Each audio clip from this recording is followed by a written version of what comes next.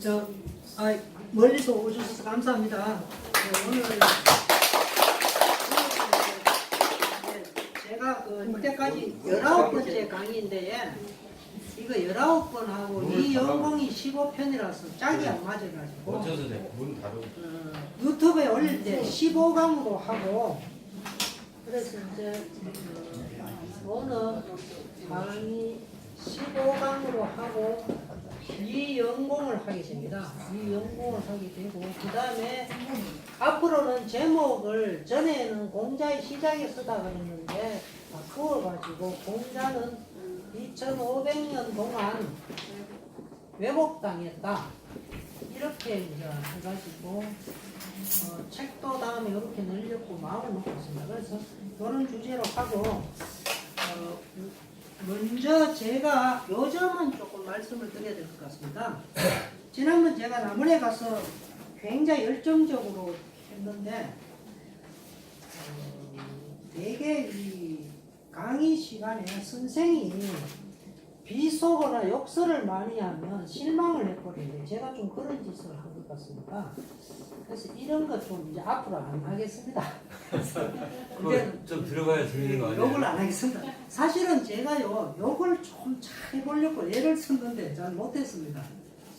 어제 밤에 제가 이거를 좀 일찍 써가지고 붉은 수수밭이라는 중국 차이나의 영화를 봤는데 장애모 감독인가 이거를 봤는데 이런 영화는 우리나라의 어떤 영화들하고 일본 영화들하고 많이 다릅니다. 이게 사회주의 리얼리즘이라 그래가지고 어떤 것을 보이느냐면 남자와 여자가 만났을 때 뭐 우리나라 여자나 뭐 일본의 어떤 극단적으로 좀 미적인 것을 추구하는 것은 두 사람이 절대로 성행위를 하지 않고 굉장히 좀 우아한 그런 아름다움을 보여주는데 이 사회주의 리얼리즘은 그렇지 않습니다.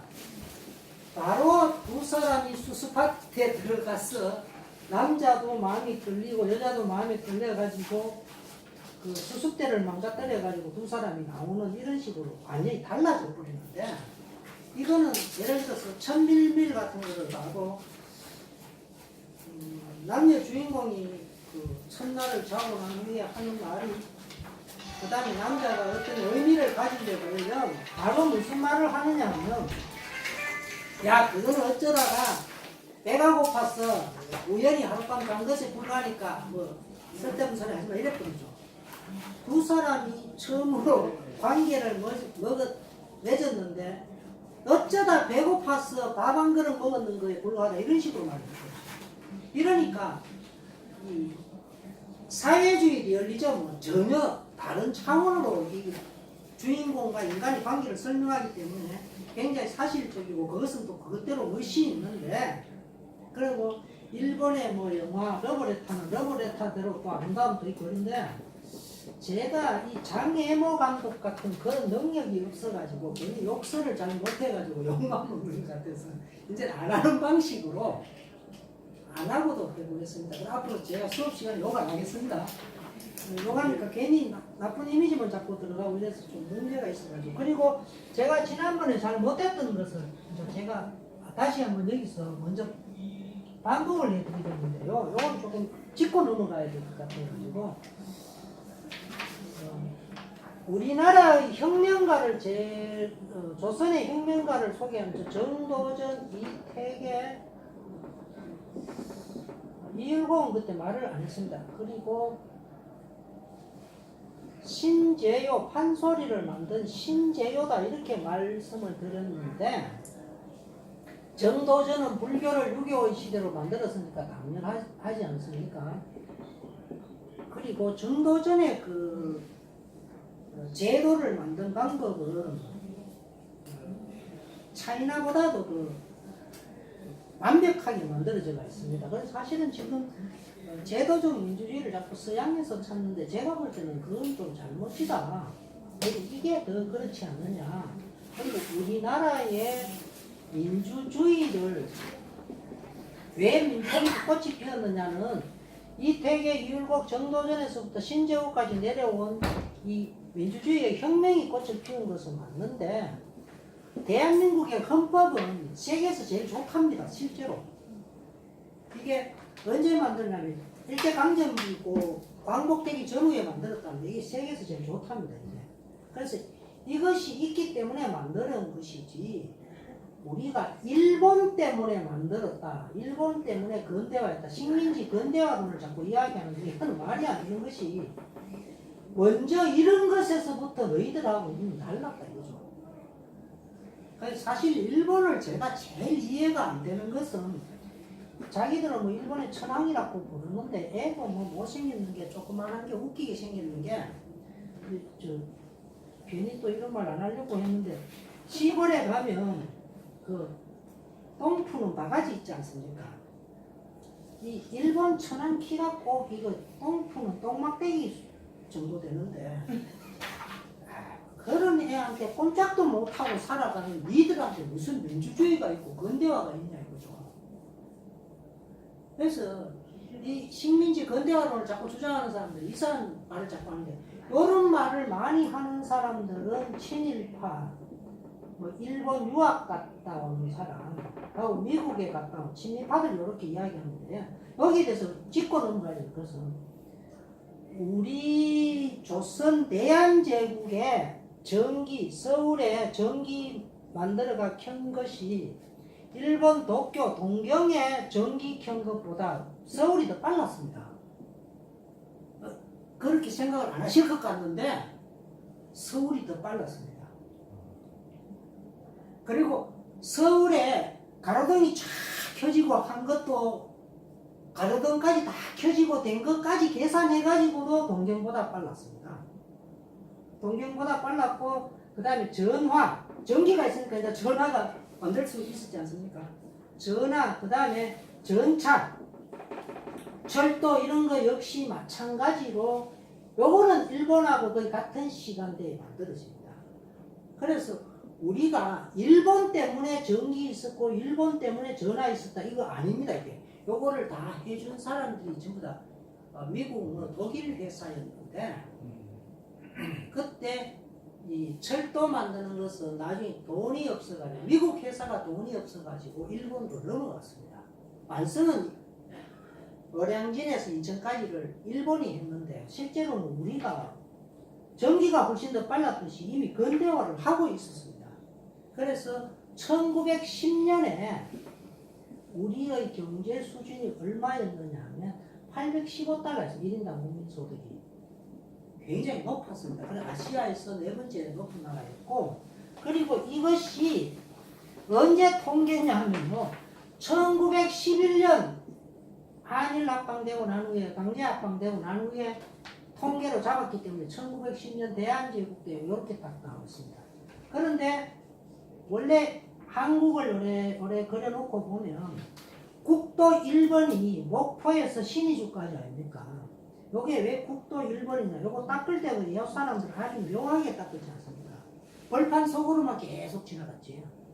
지금 우리가 고속도로 닦을 때는 산을 뚫고 나가가지고 될 수 있으면 너를 망가뜨리지 않으려고 하는데 왜 그러냐? 요렇게 딱 지나가야 여기서 그 호남 평야에 곡식을 싣고 가기 좋다고.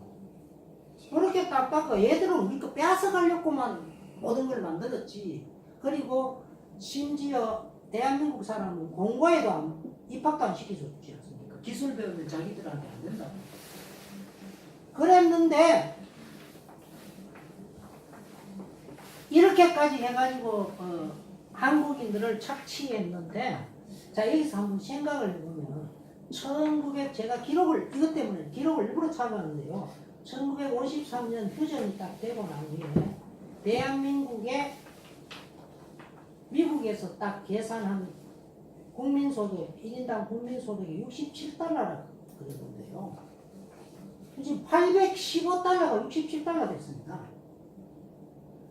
그러니까 일본이 우리한테 해준 거 아무것도 없었지 않습니까? 그리고 이것은 물론 미국의 탓입니다. 왜? 미국인들이 한반도를 완벽하게 다 파괴해가지고 여기를 잿더미 만들려고 왔기 때문에 자기들 이야기하면 90%를 파괴해가는데 그러면 90%를 거꾸로 곱하기 하면 광복했을 때 우리의 국민소득은 670달러라는 거지. 그럼 이제 이게 뭐 남한만의 것인지 북한의 것인지 모르겠는데 남한은 좀 가난했고 북한은 굉장히 부자라 가지고 1945년도까지 북한의 평균 신장이 남한보다 5cm가 더 크거든요. 그럼 다 잘 살았지 않습니까? 공장도 막 구해가지고 지금 이제 북한 주민들하고 우리하고 이 평균 신장이 반대로 돼 있으니까 여기에서 우리가 알 수 있는 거는 670달러다. 그럼 이거를 이제 북한은 좀 더 잘 살았는데 못해가 뭐한 1000달러까지도 계산을 해도 815달러에서 1000달러 되는데 40년 걸렸다, 36년 걸렸다면 일본 아이들이 우리한테 잘해준 게 하나도 없지. 우리 힘으로 발전시킨 나라지 니들하고는 상관이 없다는 것을 우리가 알고 있어야 그 사람들이 말을 할 수가 있습니다. 니들하고는 아무 상관이 없는 거야. 우리는 우리가 발전한 거야. 그 식민지 근대화는 웃기지만 식민지 때문에 우리는 더 가난해졌어. 전기 우리가 제일 먼저 우리 돈으로 만드는 그러면 너가 만드는 거 아니지 않느냐 이렇게 말하더라도 그거는 말이 안 되는 게 고종임금 황제 때 그때부터 미국 회사하고 막 이렇게 접촉해가지고 우리가 사신 보내고 뭐 어떻게 해가지고 우리 돈 주고 우리가 그거만 미국 사람들은 개인 회사였는데 왜 전기 깔아줍니까? 그때 계약 맺은 회사가 있는데 미국 국가가 아니고 좀 개인 회사였습니다. 전기도 동경보다 먼저 빨랐고 전차도 거의 같은 전차는 독일에서 해줬다고 했어. 전차도 그랬고 근데 왜 니들이 우리를 발전시켰다고 하냐 이거 말이 안 되는 거예요. 그래서 이런 것을 정확하게 알고 계시는 게 오늘 강의하고 또 관계가 있습니다. 여기서 조금 더 가면요. 그러니까 결국은 미국이 완벽하게 파괴하고 1000달러 뭐 815달러에서 거의 한 1000달러 되던 나라를 67달러 만들어주고 되지. 그리고 제가 초등학교 6학년 때가 1963년도인데 63년도에 사회 시간에 배운 게 우리나라 국민소득 개인중 76달러였습니다. 한 10년 동안 10달러밖에 안 늘었지. 그런데 이걸 계속 우리가 못 살았다 강조하고 사람들한테 암기를 시킨 사람이 누굽니까? 박정희지. 박정희는 야 무지하게 못 살았어. 너희들은 못 살았어. 국민소득 10달러짜리 밖에 안 됐어. 국민소득 67달러인 것을 우리가 1000달러로 만든 거야. 이 말 자꾸 하는 거죠. 그래서 박정희가 죽을 때 뭐 1000달러인지 한 2000달러인가 됐는데 그걸 계속 암기시키고 반복시키고 새마을운동이라는 말도 안 되는 게 우리를 발전시키던데 새마을운동은 마을 길 넓히는데 그게 왜 발전됩니까? 그래가지고 멍청한 박근혜가 또 뭐 아프리카에까지 가가지고 새마을운동 가르쳐준다는데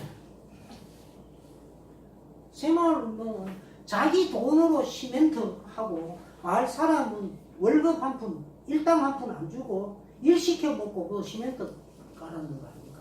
그것 때문에 또 발전 안 되지 않습니까? 그래가지고 제가 초등학교 4학년 때 군사혁명이 일어났는데 느닷없이 산에 가서 아카시아 따오라든가 사리씨 뭐 거라오라든가 그 다음에 전국적으로 나라를 발전시키다고 한 게 그때 우리나라 돼지는 작아서 안 되니까 빠꾸샤라는 돼지하고 친칠라라는 토끼 키우자고 했어요. 이거 키워가지고 팔아먹는다고. 이거 우리나라 전국에 다 키워도 이거 수출해가 몇 푼 됩니까? 그러니까 미국이 보다가 하도 기가 차니까 야 박정희 그런 짓 하지 말고 우리가 공장을 지어줄 테니까 이 공장에서 물건을 만들어라 팔아라 우리가 도와줄게 이래가지고 이제 공장을 만들기 시작합니다. 이 박정희 수준이 이랬습니다. 돼지 키우고 토끼 키우자 그랬습니다. 이때 이제 어떤 일이 벌어지느냐 하면 미국에서요 무려 555달러를 대한민국에 원조를 했습니다. 저는 이거 어디서 하는구나.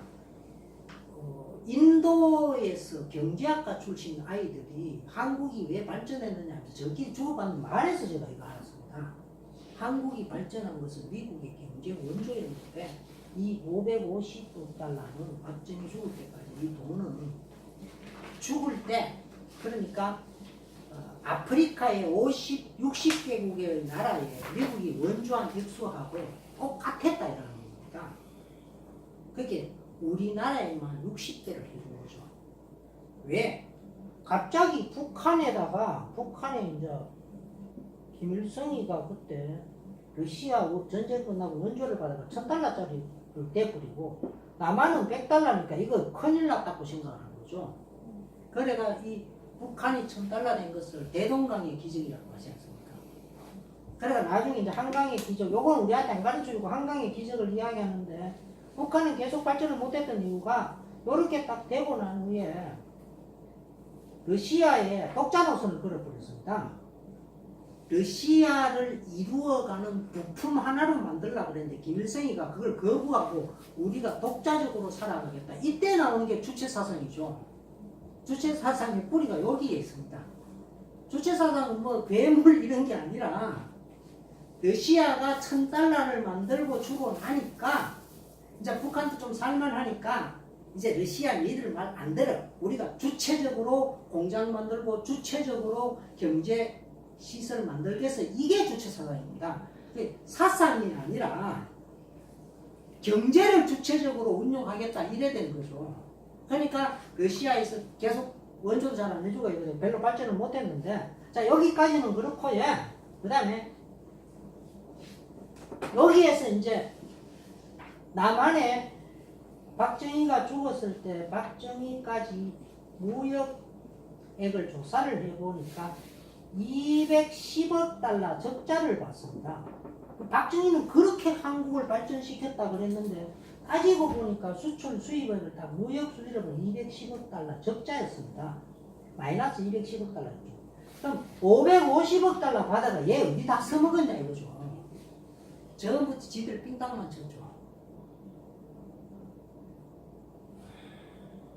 이래놓고 발전시켰다고 자꾸 이야기하는데 니들 그러면 니들 이거 아무리 계산해도 이거 안 맞다. $550억 줬는데 니들은 왜 마이너스 $210억 됐느냐. 이거 나라 망해야 되는데 안 망했던 이유가 미국에서 돈을 이만큼 줘가지고 안 망했던 겁니다. 마이너스 $210억 망해야 되지 않습니까? 우리가 18년 동안 이런 짓을 했는데 얘들이 물건 수출하는 방법이 요 2,000원에 사와가지고 1,000원에 파는 거죠. 이런 짓을 계속 박정희 18년 동안 했는 겁니다. 미국은 자꾸 일하니까 안 돼가지고 자기들끼리 돈 뜯어먹고 이러니까 협박도 하고 이래가지고 각각 서로 한 $2,000까지 올려놓는 과정에 죽었는데 자 그 다음부터 이어받아가 이제 우리가 능동적으로 잘하기 시작했지 않습니까? 아주 잘한 사람은 김대중 대통령하고 노무현 대통령이었는데 그러니까 우리가 무역수지 흑자한 대통령 때는 누구냐? 전두환 7년 동안 비로소 $5억 흑자 받습니다.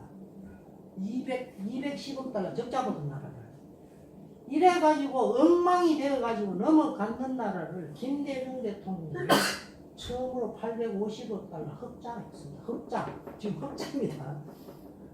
하고 노무현이 $850억 흑자했습니다. 네, 들어오십시오.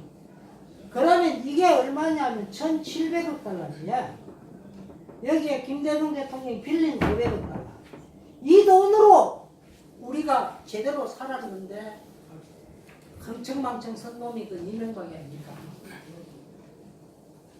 그리고 또 박근혜 걔 멍청하네. 걔는 얼마나 멍청한지 걔는 구구단 모른다. 분명히 박근혜는. 왜 구구단 모르는가를 제가 설명을 해드리겠습니다. 아주 간단하게 계산하면요. 일본의 돈 1,000엔은 우리나라 돈으로 얼마 됩니까? 10,000원입니까? 10배 10,000원이죠. 그러면요. 아주 간단하게 계산을 해보겠습니다. 우리나라 사람이 그 종군 위안부 종군 성노예로 간 사람 20만 명 아닙니까? 20만 명. 강의로? 20만 명이 갔지 않습니까? 20만 명이 갔으면요. 그런데 저 박근혜 저 멍청한 게 그때 일본한테 받았는 돈이 10억 엔이지. 종군 성노예 때문에 받은 10억 엔이면 꼬박이 10 하면요. 100이죠. 100 나누기 20 하면 이거 어떻게 됩니까? 5원 받았습니까? 50원 받았습니까? 우리 돈으로. 어떤 여성이 팔려 나가지고 하루에 15명 내지 70명씩 몸을 받아야 했던 2년, 3년 살다가 그냥 고국에 돌아오지도 않고 스스로 자살하거나 이렇게 했던 사람인데 받은 돈이 500원도 안 되죠. 500원인지 50원인지 이거 계산하기 쉽지 않습니까? 약 500원 정도 되는 거예요. 500원쯤 되죠. 그럼 사람 몸값 하나가 500원. 이게 박근혜 머리죠. 그러니까 제가 쟤는 한 번도 은행에 가지 않는다. 왜 가지 않았냐? 워낙 공부를 못해가 구구단조차도 못 외우니까. 이거 지가 받는 순간에 계산 잠깐만 해봐도 알 텐데. 하여튼 이랬습니다. 이랬는데 또 우리가 뭐못 산다고 조선일보하고 또 한나라당에서는 문재인 정권을 계속 공격하고 있는데 수출도 우리 역사상 최고가 됐고 그건 뭐 관계없습니다. 그러고 경제는 한국어로 말하기 어렵기 때문에 말을 안 해야 되죠. 경제 전문가가 그것을 아는데 쥐들끼리 계속 욕만 하려고 하는데 자 여기까지를 이제 이야기하고 나서 우리가 근대화한 것은 우리 민족의 역량이었다. 그건 절대로 아니다. 그러면 이제 제가 이 해계 선생님이 바로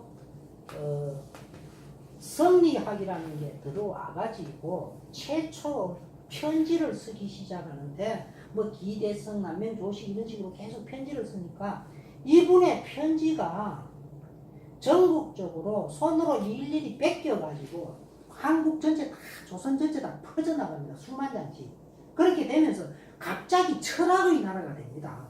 예를 들어서 프랑스에서 지금은 대학교 이름이 바뀌었는데 소르본노 대학에서 본술 문제를 내면 프랑스 파리짱들이 전부 다 그날 저녁에 카페 같은 데 앉아가지고 할아버지, 할머니, 뭐 아들, 손자, 뭐 이웃 청년 할 것 없이 프랑스 소르본노 대학에서 나온 원수 문제를 자기들끼리 푼답니다.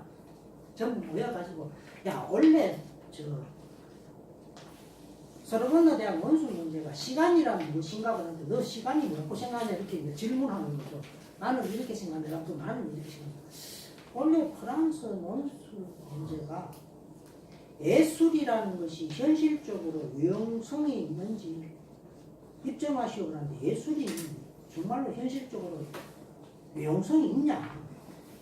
그건 원수 문제가 됩니다. 왜냐하면 지금 우리나라의 K-팝이라든가 한류가 수출에 영향을 미친다 그러는데 그 영향을 미치는지 안 미치는지 저는 모른다가 답이라고 생각해요. 왜?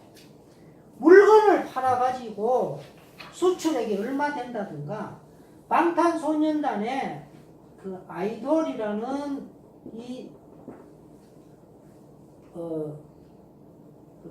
접속수가 4일 만에 1억 뷰가 된 것은 대략 측정 가능한데 이것이 수출에 영향을 미쳤다 측정할 수 없지 않습니까? 측정할 수 없는 건 말로가 못하죠. 그런데 분명히 우리의 문화 상품이 영향이 있는 것 같은데 이걸 어떻게 설명할 수 있는 것을 지가 잘 설명하면 합격하고 설명 못하면 뭐 떨어지는 거죠. 자 이래서 프랑스 사람들이 전부 다 그날 저녁부터 일주일이고 한 달이고 이 논술 문제 한답니다. 그러면 우리는 태계 선생님의 편지 한 줄이 바로 전국으로 다 베껴가지고 이게 전부 다 갑자기 한국에 뭐 글자 아는 사람 전부 다 성리학자가 됐거든요. 철학을 하고 있는 그 새로운 시대로 갔기 때문에 이건 엄청난 혁명이었다. 그래서 태계 선생님은 그냥 웃기는 사람이 아니라 늙은 노인 곰팡이 나는 냄새 나는 사람이 아니라 우리에게 철학이라는 것을 생활화할 수 있도록 가르쳐주는 철학의 혁명을 가져온 사람이다. 그리고 이때 이율곡이가 아주 이상한 말을 하지 않습니까? 국방장관을 시켜놨더니 사실 지금 국방장관을 합참의장이 한다, 공군 출신이 한다는 아닌데 그러지 말고 저는 인문대 출신, 경제학과 출신, 공대 출신이 해야지 왜 쟤들이 하느냐 저는 굉장히 불만입니다. 육사 출신, 공사 출신들은요 결국 자기들 무기 팔아먹는 데만 걸려갑니다. 얘들 아무 필요 없는 놈들이죠. 근데 경제학과 출신을 딱 한번 시켜놓으면요, 야 이거 지금 국방비하고 문제가 이게 안 맞다, 효과가. 왜 우리가 미국 무기 자꾸 사야 되는 얘기 그만두라. 그러고 이 국방비에 들어가는 것이 다른 산업 분야에 들어갔을 때 거기에서 발생되는 경제적 이익이 더 크다, 이렇게 그냥 치워라, 이렇게 당장 나오죠. 하고 공대 출신한테 맡겨놓으면 이거 헬리콥터 이거 왜 이렇게 만드냐, 이거 여기에 들어가는 그 예산 낭비다, 이런 식으로 다르게 생각하는데 이율곡 선생 국방장관 시켜놨더니 아주 엉뚱한 결론을 내려버립니다. 전국에 있는 장령을 다 조사하더니 지금 전쟁 치면 전쟁을 칠 때 조선에 장정이 모자란다, 병졸이 모자란다. 10만 양병설은 실제로는 10만 양병에서 일본하고 싸워서 이기자 이 말을 한 게 아니라 노비를 해방하라 이렇게 이야기를 해버린 겁니다. 노비 해방해서 장정을 10만 명을 다시 그가 언제든지 확보할 수 있어야 된다, 이런 이야기를 해버렸죠. 자, 이 노비 해방이 흐르고 흘러가가지고 제가 지난번에 다산정약용 이 사람 형편없고 나쁜 사람이다 이렇게 이야기했는데요. 여러분들이 아는 다산정약용 굉장히 훌륭한 사람 같지만 이 사람 노비 해방에 반대했습니다. 무슨 일이든지 제대로 된 말 안 하면 이 사람 나쁜 사람이죠. 이 얼마나 부자인지 비단에다가 글씨 쓴 사람이죠. 그때 비단이 뭐 금값이라 그러는 시대에 8대 홍문관 집안에서 나와가지고 노비만 해도 자기 집안에 노비만 해도 1000명이 훨씬 넘으니까 노비 해방에 반대하죠. 하고 유배지에 갔다고 자꾸 이야기하는데, 예를 들어서 김대중 대통령이나 김지아나 뭐 신명복 선생님이 감옥에 간 거하고 전혀 다릅니다. 그때는 당대에 자기가 맞서다가 간 거고, 이 사람은 당대에 정조한테 단 한 번도 맞선 적이 없습니다. 반대한 적이 한 번도 없고, 정조 죽고 나는 게 순조 때 이런 사람들 제거하자 하는 과정에 그냥 유배 가가지고 유배지에 가가지고 또 한다는 지시 기생하고 놀아나는 것도 모자라가지고 강물을 끓여 들어가지고 별장 지었습니다. 거기에서도 기생들하고 놀고 이 팔자 피었죠. 밤에는 기생들이 순번정예가 찾아오고 낮에는 젊은이들이 공부 배운다고 왔죠. 그 책도 어떻게 쓰느냐, 젊은 아이들 보고 뺏겨 나라보라고 지는 토만 달아줬어요. 조영남이 비슷한 일이 있습니다. 이렇게 형편없는 사람을 아직도 존경하는 사람이 있습니다. 그래서 다산정약용을 이야기하면 자기까지도 거룩하고 청명결백한 줄 아는데, 다산정약용을 자기 편에 끌어들이는 순간에 자기는 거의 악마적 수준의 인간이 되어버리죠. 예를 들어서 지금 우리가 딱 너희들하고 말 안 해. 이 사람 누굽니까? 자유한국당, 그 다음에 뭐 새누리당, 뭐 한나라당, 그 다음에 뭐 민정당, 공화당 들어간 전력 있는 사람하고는 앞에서 화낼 수 없어가 말하지. 그 다음부터 걔하고는 안 만나죠. 안 만납니다. 그런 사람들하고 어떻게 만나? 다산정약용 자기 편에 끌어들이면 딱 그 꼴이 납니다. 아, 너 그런 사람이구나. 시대에 아부하고 단 한 번도 반대하지 않았던 사람. 나중에 만들었던 우상. 그리고 뭐 다산정약용은 이상한 말을 하는데 거중기 만들었다는 말, 이거는 사실이 아닙니다. 거중기 정조도 형편없는 사람이지만 거중기 설계도를 그래가 줬는데 다산이 그 설계도를 보고 만들기는 만들었는데 우리나라의 쇠는 약해가지고 물건을 들어올 때 부러져 버리니까 중국에서 수입해가지고 썼습니다. 다 거짓말이었어요. 그러니까 지금 한나라당 아이들이 태극기 집회하는 아이들한테 계속 거짓말 하지 않습니까? 박근혜 훌륭한 사람이라 그러니까 걔들은 맨날 박근혜만 부르고 태극기하고 성조기 들고 흔들고 있는 그거에 속는 것처럼 우리는 속아왔는 거죠.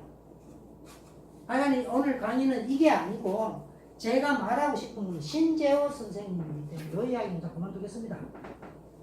어쨌건 우리한테 이 혁명의 정신은 면면이 내려오고 있었는데 신재호 선생님한테 아주 이상한 일이 일어납니다. 신재호가 데려가시고 거의 한 100년 무렵 됐는가 일제강점기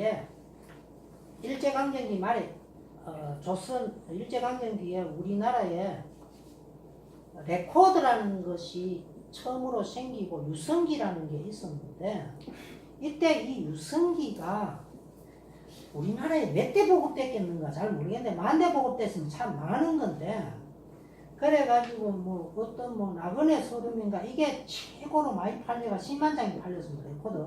그런데 숙대머리 귀신형용이라는 창극도 아니고 뭐 국민가요라는 이 가요라는 말 사용하지 마십시오. 국민가요라 그래가지고 일본 천황폐하의 국민이라는 말도 쓰면 안 되고 그 가요다 이런 말입니다. 그래서 저는 자꾸 노래라는 말로 자꾸 바꾸려고 애를 쓰고 있는데 이때 처음 10만 장 팔렸는데 통째로 판소리였는데 하나도 안 건진 판소리였는 쑥대머리 귀신형용이 100만 장 팔렸습니다. 한국 최초의 밀리언셀러는 판소리였습니다. 이게 우리 민중의 가슴 속에 얼마나 뜨겁게 살아나고 있었는지 알 수 있지 않습니까? 그러니까 자기 집에 유성기가 없어도 판이라도 하나 사놓겠다 이거죠. 그것도 상당히 비쌌지 않습니까? 그 최익현 선생님이 일본의 공산품이 한국에 들어와 가지고 우리나라가 참 빚이 들다고 하다 안 돼가지고 저 목포에서 의료를 일으켰는데 뭐 늙은 노인이 말을 못 타가지고 외놈하고 딱 붙었는데 일본 사람이 총 한 방 딱 쏘니까 이분이 떨어져 버렸죠. 말에서 떨어져가 잡혔는데 대마도에 가가지고 밥도 안 먹고 물도 안 마시고 그냥 죽었죠. 내가 너희들한테 밥이나 물 먹을 수 없다 하면서. 그래서 이제 최익현 선생님이 우리 가슴에 남아있는데 자 그래서 이걸 거꾸로 다시 한번 가봅니다. 100만 장이 팔렸는데 그럼 100년 전으로 넘어갔을 때 신재호 때 이때는 사실 이때 레코드가 나왔으면 1000만 장 팔리겠죠. 그리고 이때 판소리의 영향이 얼마나 컸느냐를 알 수 있는데 그럼 이 신재호가 살았던 시기 10년 뒤에 동학혁명이 일어납니다. 신재호가 살았던 말년에 경주의 최재호가 우리나라 전체 동학 접주 이런 거 만들어 버리죠. 자 그러면 이게 바로 우리한테 혁명 아니었습니까? 우리의 혁명은 이 태계 때는 철학으로 시작했고 신재호 때는 음악으로 시작을 했습니다. 음악이 무슨 혁명이 아닙니다. 논어에 보면 음악은 이데올로기라고 했습니다. 또 혁명이라고 했습니다. 예라는 말이 그게 이데올로기니까 혁명이었죠. 논어 전체를 제대로 읽었는데 얘는 쓸데없이 예절이나 맞추고 뭐 이런 이상하게 그건 아주 좁은 의미의 에티켓이나 외는데 그게 아니고 얘는 음악이고 시이고 혁명이었습니다. 그래서 음악이고 시이고 혁명이었기 때문에 신재호의 판소리가 조선판대로 다 서려버렸죠. 이건 전라도에만 있었던 게 아니고 대구에서도 비슷한 게 나오고 평양에서도 나오고 막 전부 다 서려버렸습니다. 그런데 실제로는요 이 판소리는 아주 이상해가지고 전국이 오래 있으면 전라도에서만 판소리가 딱 있고 다른 데는 무슨 탈춤, 봉산 탈춤 이런 식으로 뭐 관노 뭐 이렇게 있었습니다. 근데 전라도에만 탈춤 종류가 없었어요. 왜 없었느냐? 이 탈춤이 전부 다 판소리한테 흡수가 되어버렸죠. 그러니까 우리의 전통적인 게 이 속에 묻어 들어갔어요.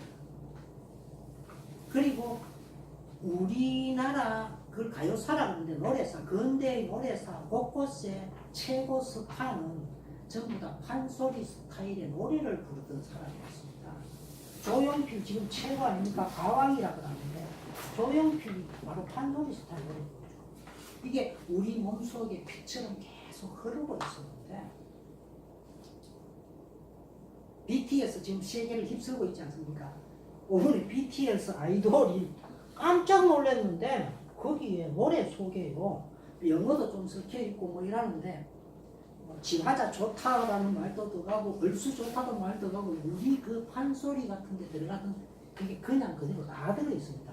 이걸 외국인들이 좋아한다는 거죠. 그러고 이걸 듣더니 아주 이상하게 저 음악 자체가 좀 다르다 이상하다 외국인들이 느끼고 있습니다.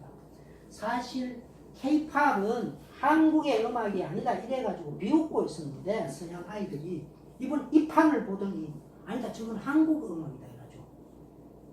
그리고 실제로 이 비디오 이렇게 유튜브 보면요 호랑이 막 거슬렁거리고 북청 사자춤 하는 그 머리 이상한 거 막 왔다 갔다 하고 그리고 한복 지금 같은 이런 한복도 아니고 뭐 이상한 좀 한복인데 한복도 입고 그리고 달이 이렇게 나오면 그 속에는 토끼가 달 속에 토끼도 있고 이렇게 돼가지고 한국적인 게 치고 들어갔는데 바로 기록, 전 세계 기록을 세워버리지 않습니까? 4일 만에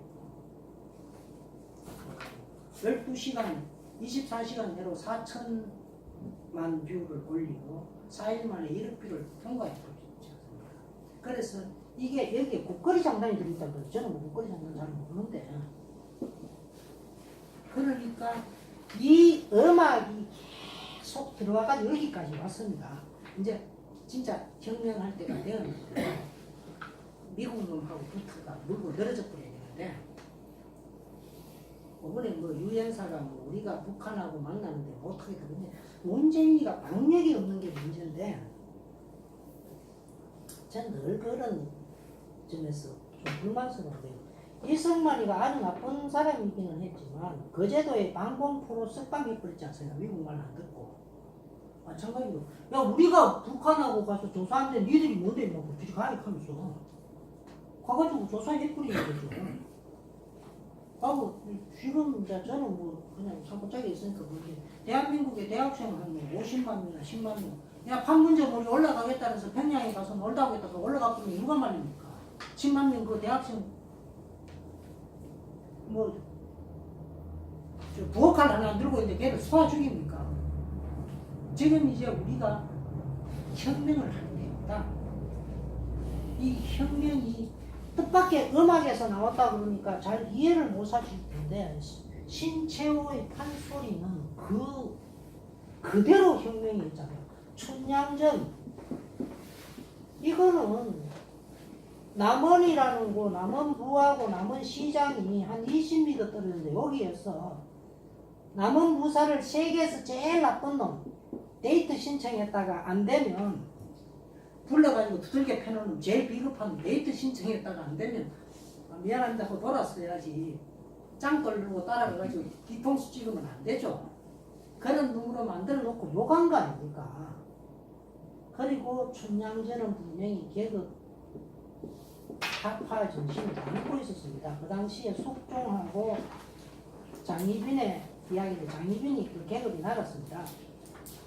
여기에 빗대가지고 숙종은 이도경이고 중인이었던 장희빈은 춘향으로 설정해가지고 이야기하는 것이고 그리고 심청가는요 아주 춘향가라는데 명백하게 양반은 바보다. 심학규는 중국 출신인데 최고의 문가에서 태어났는데 이 사람이 얼마나 바보냐를 하나하나 설명을 합니다. 근데 부인도 최고 명문가의 부인인데 부인이 죽고 난 후에 얘가 무슨 짓을 하느냐. 자기 딸을 팔아먹죠. 그러니까 세상에서 제일 더러운 놈은 딸 팔아먹는 놈 아닙니까? 그래서 양반은 무능하고 딸 팔아먹는 놈이다. 이걸 판소리로 하니까 조선의 백성들이 전부 다 완전히 막 뿅 가버렸죠. 이 음악 자체가 혁명을 담고 있었습니다. 그랬기 때문에 이게 내려오다가 갑자기 레코더도 없는 사람들이 100만 장이나 사버리는 희귀